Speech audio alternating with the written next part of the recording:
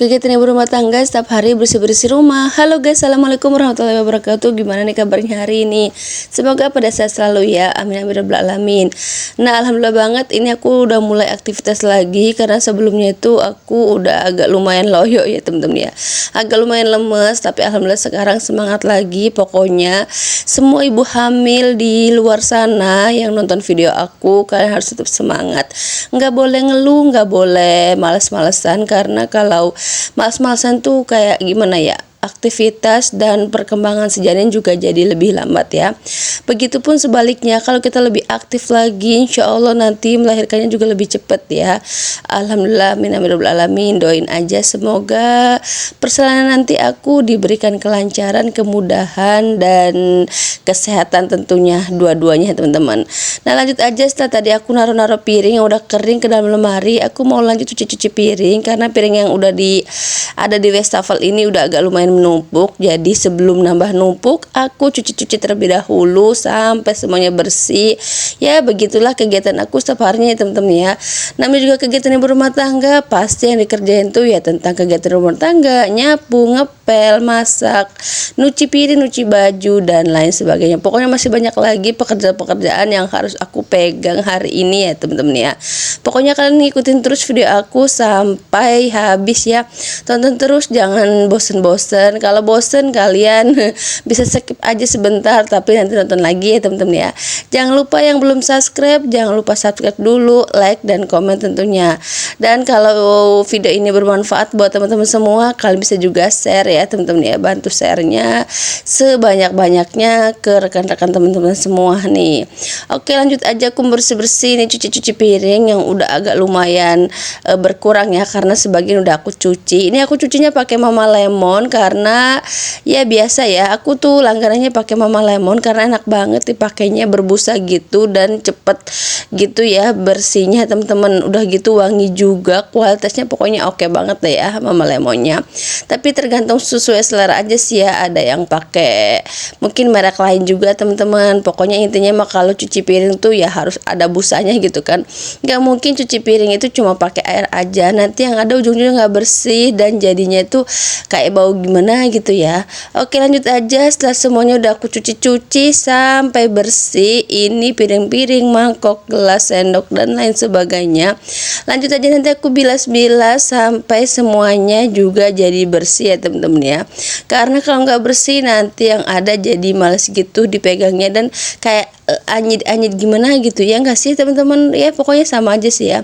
Pokoknya kalau nyuci piring tuh busanya tuh harus banyak banget ya, karena kalau nggak banyak tuh nanti yang ada jadi anyit-anyit gimana gitu kan piring-piringnya. Banyak banget yang bilang sama aku kalau ibu hamil tuh jangan banyakin gerak, banyakin istirahat dan pokoknya banyak banget yang bicara seperti itu. Bukan cuma di dunia nyata, tapi di dunia maya juga sama ya teman-teman ya. Bukan cuma di YouTube aja, tapi di semua platform yang video aku tersebar gitu kan, pada berkomentar seperti itu. Bahkan justru aku tuh suka sharing gitu ya sama bidan ataupun dokter yang aku datengin gitu kan. Pokoknya aku tuh selalu kontrol setiap bulannya. Jadi aku juga dipantau juga sama kalau di sini tuh manggilnya ini ya dukun gitu, dukun beranak gitu ya teman-teman ya.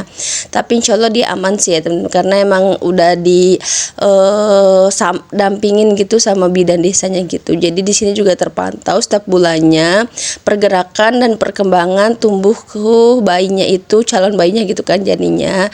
Jadi tenang aja, pokoknya semua pergerakan itu aman, dan itu bahkan disarankan malah kalau kata dokter atau kata bidan di sini itu harus banyakin gerak, harus banyakin aktivitas setiap harinya.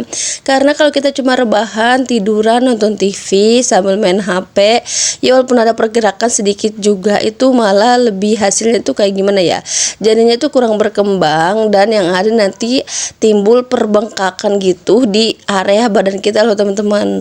Ya justru malah kalau banyakin gerak itu jadi mengurangi ini ya teman-teman ya, apa sih namanya itu, mengurangi perbengkakan lah gitu kan. Apalagi dalam kondisi hamil yang besar kayak gini, rawan banget untuk perbengkakan di area kaki, muka dan tangan gitu teman-teman.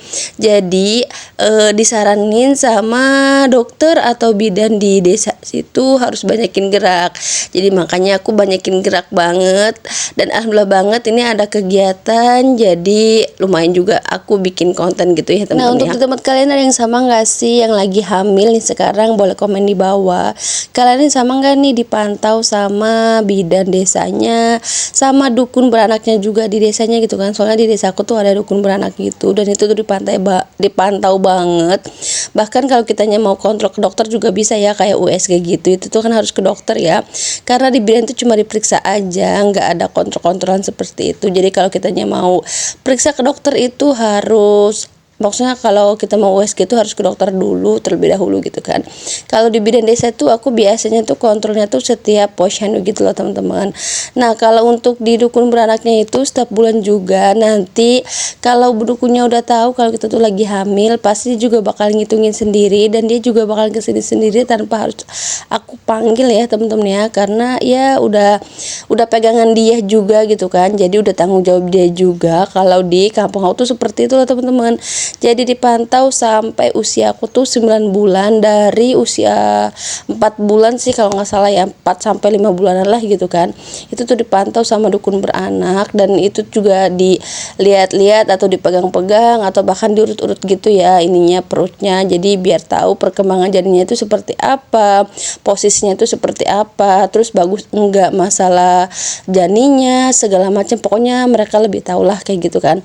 Nah, untuk di bidan desa sendiri tuh aku biasanya tuh ini teman-teman ya, aku kontrolnya tuh di posyandu gitu, dan itu tuh harus dipantau banget sama bidan desanya kalau di sini. Dan alhamdulillah banget kandungan aku tuh sehat-sehat aja dan baik-baik aja, tidak ada masalah sedikit pun, dan perkembangan janin juga jadi lebih berkembang gitu, tidak ini ya, tidak diem aja gitu kan, soalnya si ibunya juga banyakin gerak gitu lah teman-teman. Pokoknya semoga buat ibu-ibu semua yang lagi hamil muda atau hamil besar, kalian harus banyakin aktivitas ya, aktivitas yang ringan-ringan aja.